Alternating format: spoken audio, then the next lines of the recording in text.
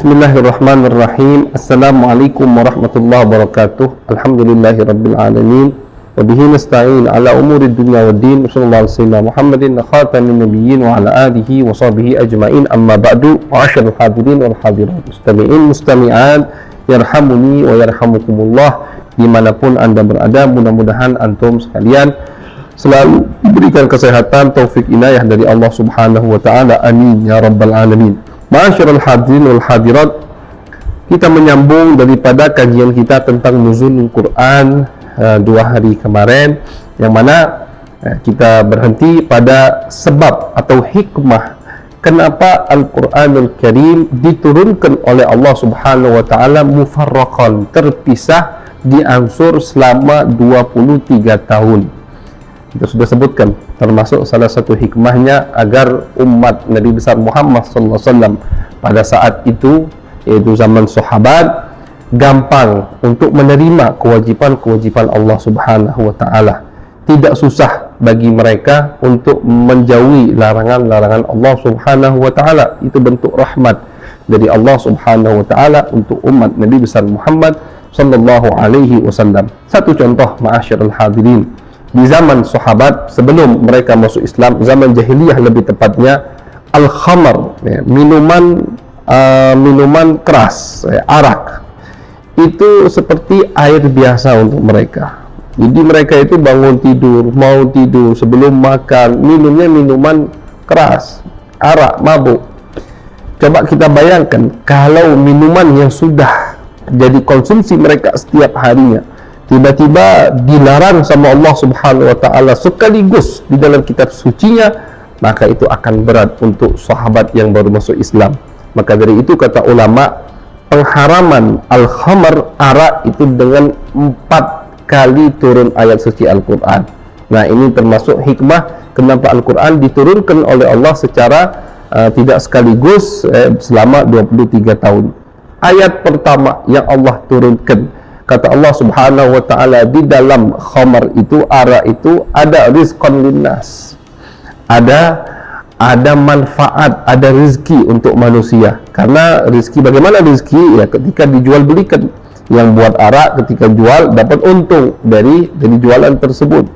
Sudah tuh berapa bulan ayat itu turun. Setelah ayat itu turun lagi ayat kedua, ketika ada beberapa sahabat bertanya kepada Nabi tentang khamar. Kata Allah Subhanahu wa taala, "Qul fihima itsmun kabir wa manafi'u linnas."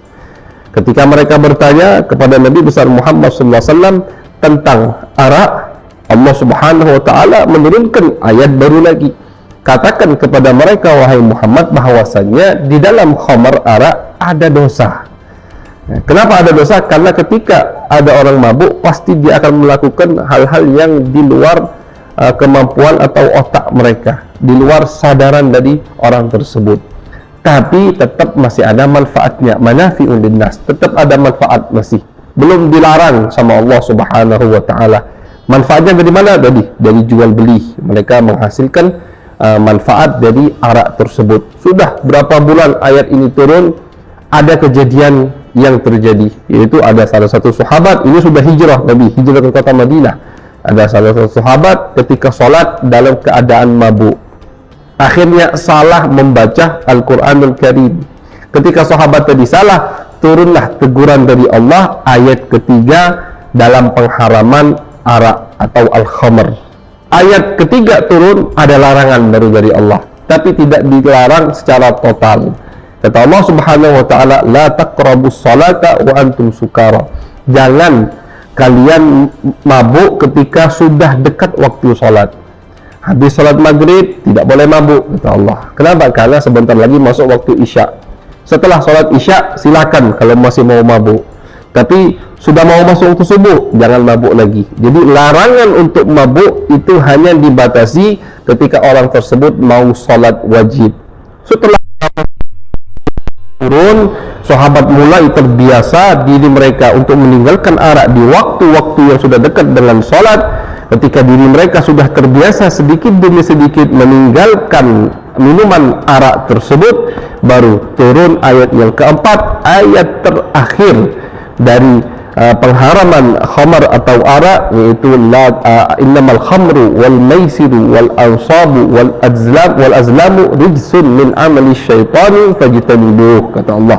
Ya, wahai orang-orang yang beriman, sesungguhnya khamar, arak adalah kerjaan tipu daya dari setan, maka fajtanibuh, jauhi arak. Diharamkan secara total, mutlak, tidak boleh lagi, baik sebelum sholat atau setelah sholat, baik sudah masuk waktu sholat atau belum masuk waktu sholat, diharamkan minum arak. Itu hikmah, ma'asyarul hadirin, termasuk hikmah kenapa, alasan yang sangat kuat sekali kenapa Allah subhanahu wa ta'ala menurunkan Al-Quran tidak sekaligus secara terpisah selama 23 tahun untuk rahmat kita umat Nabi besar Muhammad sallallahu alaihi wasallam.